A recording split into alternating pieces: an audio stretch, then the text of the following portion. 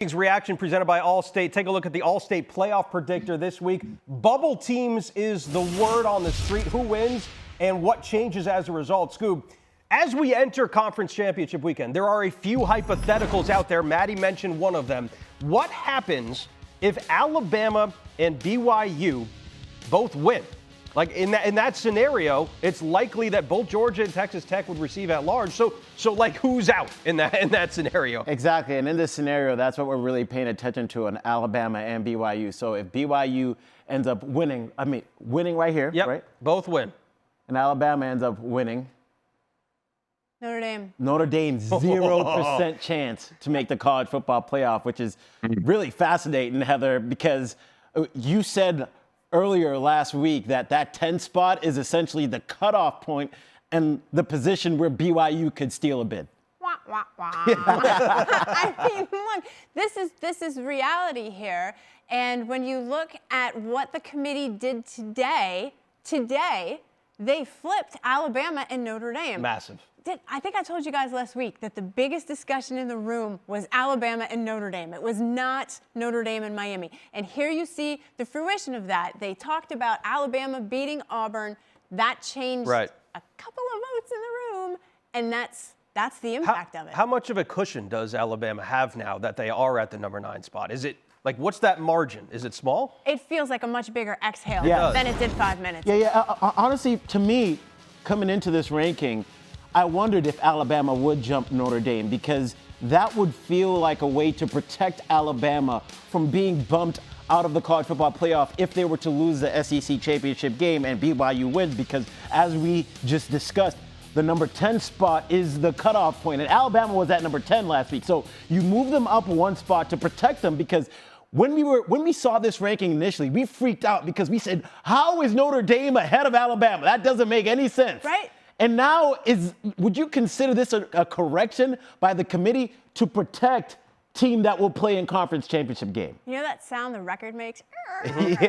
Yeah, that's what I felt like. I heard when little scratch, when the ranking came out. You know, let's rewind, let's revisit this. But look, they justified it with Alabama's win against a rival. They justified it with a 4th and 2. We were all watching that play. It was like, whoa. Yeah. I mean, they didn't look great offensively, but they made key plays at the right time. Yeah, Went for it on clutch. 4th down. Ty Simpson, some really clutch throws. You look at the box score, you may not be impressed, but still it showed grit, it showed toughness, and that's what you want to be able to see from this Alabama team. But now another scenario we're going to look at is what happens if Alabama loses and BYU ends up winning, right? So BYU gets their 99% chance because we're going to do lose-win, all right? So Alabama drops down to 87%, Notre Dame goes to 13%. But if they both lose, Notre Dame, 99% chance to get in. BYU obviously drops to that 1%. And then you have an Alabama team still at 96%. So we just said, what happens if Alabama ends up losing and Notre Dame would end up getting in and BYU loses as well? So is it fair to say that the most consequential game of Champ Week is BYU Texas Tech? Yes. That's a the great Big point. 12 is the X factor, because if you have 2 teams in, you have someone out in the top 10 currently. Right. Maddie, thoughts here? It's really amazing, honestly, that we're having Alabama move up one spot, because I did not feel all that great about Alabama and their win against the Auburn Tigers. They're 5-7. They're 1-7 in the SEC. They don't have a head coach right now. The defense, of course, is extremely impressive side of the football. Their backup quarterback rushed for 108 yards against Alabama's defense.